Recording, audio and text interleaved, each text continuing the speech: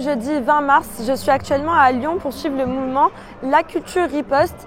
Ici, les syndicats culturels ont réussi à rassembler plus de 300 personnes pour protester contre les coupes budgétaires avant de rejoindre un cortège de manifestants contre les retraites. Le monde de la culture, il est rassemblé de manière très large. Il y a évidemment les artistes et techniciens et techniciennes du spectacle vivant, l'audiovisuel qui est aussi concerné par des coupes du ministère de la Culture et par un projet de fusion des structures d'audiovisuel public. Et il y a aussi beaucoup d'artistes, auteurs et autrices qui sont dans la rue aujourd'hui avec nous, qui sont également inquiets pour leurs conditions, notamment avec l'arrivée de l'intelligence artificielle qui vient menacer des secteurs qui sont déjà en difficulté.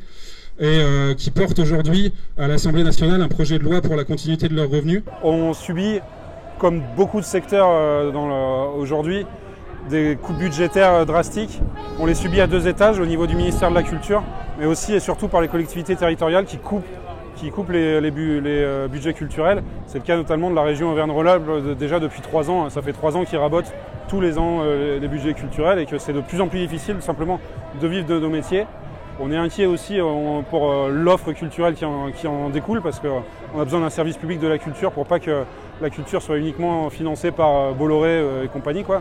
C'est aussi pour ça qu'on se bat aujourd'hui, pour la diversité, pour pouvoir vivre de nos métiers. Pourquoi le rectorat ? Parce qu'il y a eu un truc qui a un peu mis le feu aux poudres, c'est le gel de ce qui s'appelle la part collective du Pass Culture, qui est un dispositif qui permet de financer de l'action culturelle dans les écoles. Et ça a été brutalement gelé par le ministère de l'Éducation nationale, Elisabeth Borne, au mois de janvier. Ce qui fait qu'il y a des tas de projets qui étaient en cours de création, qui n'ont pas pu se faire. C'est du travail qui s'annule, mais c'est aussi de l'action qui ne se fait pas dans les écoles. Donc tout le monde est perdant, et c'est pour ça qu'en discutant avec des syndicats, aussi les syndicats de l'éducation, on s'est dit que symboliquement on allait faire ce départ devant le rectorat. Nous, en tant que syndicat, on est hyper important parce qu'on est là pour politiser les étudiants et étudiantes, leur expliquer ce qui se passe, pouvoir vraiment avoir une compréhension de la situation dans la culture, dans nos écoles et pouvoir lutter sur tout ça.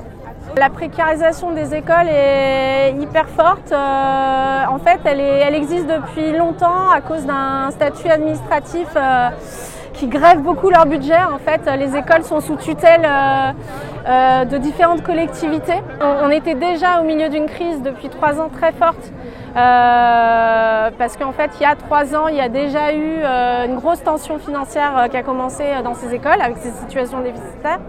Et là, avec ce qui se passe nationalement et qui n'a pas vraiment été anticipé, c'est comme une seconde vague d'austérité là qui nous arrive dessus. Nous, on dépend en fait du ministère de la Culture pour l'habilitation de nos diplômes. Nos diplômes sont des diplômes d'enseignement supérieur, alors que nous sommes des écoles territoriales qui dépendons du coup pour la partie financière des collectivités territoriales. Et c'est là où notre statut est extrêmement complexe.